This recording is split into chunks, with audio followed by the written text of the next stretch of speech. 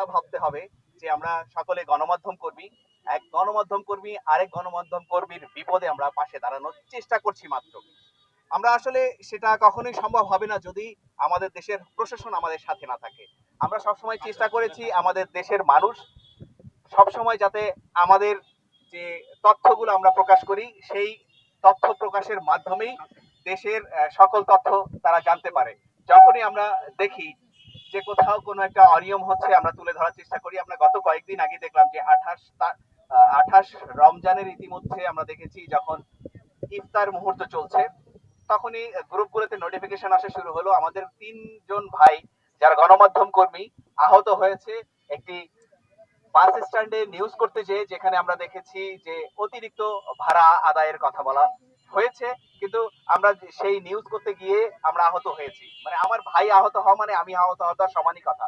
যখনই একজন দেশের একটা মন্ত্রী বলে যে কোথাও ভাড়া বেশি নেওয়া হচ্ছে না, ভাড়া বেশি নেওয়া হচ্ছে না, তাহলে আমাদের গণমাধ্যম কর্মী কেন নিউজ করতে যে আহত হবে? আপনার কাছে এই প্রশ্ন রাখতে চাই। আপনি তখন কোনো ধরনের ব্যবস্থা গ্রহণ করতে পারেন নাই। সেদিন আমি তাৎক্ষণিক সেই ঘটনা জানতে পেরে ইফতার করেই আমি হাসপাতালে গিয়েছিলাম, তারপরে থানায় গেলাম।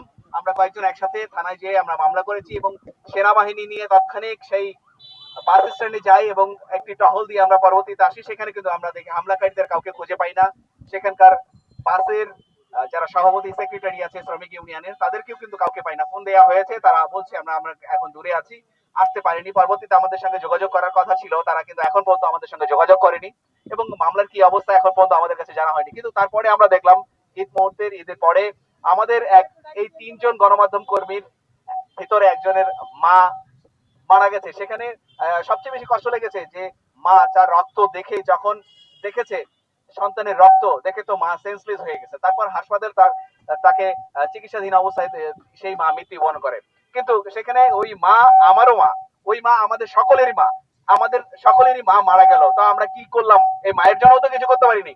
আমরা অবশ্যই সকলে একত্রিত হব এবং আমাদের সকলের নৈতিক দায়িত্ব যে আমাদের গণমাধ্যম কর্মী যে যেখানে আছি কোনো ধরনের সমস্যায় যদি আমরা পড়ি তাৎক্ষণিক সমাধান করার জন্য সকলে এগিয়ে আসবো, এই আহ্বান রেখে আমার বক্তব্য শেষ করছি। আসসালামু আলাইকুম। অসংখ্য ধন্যবাদ সুজন।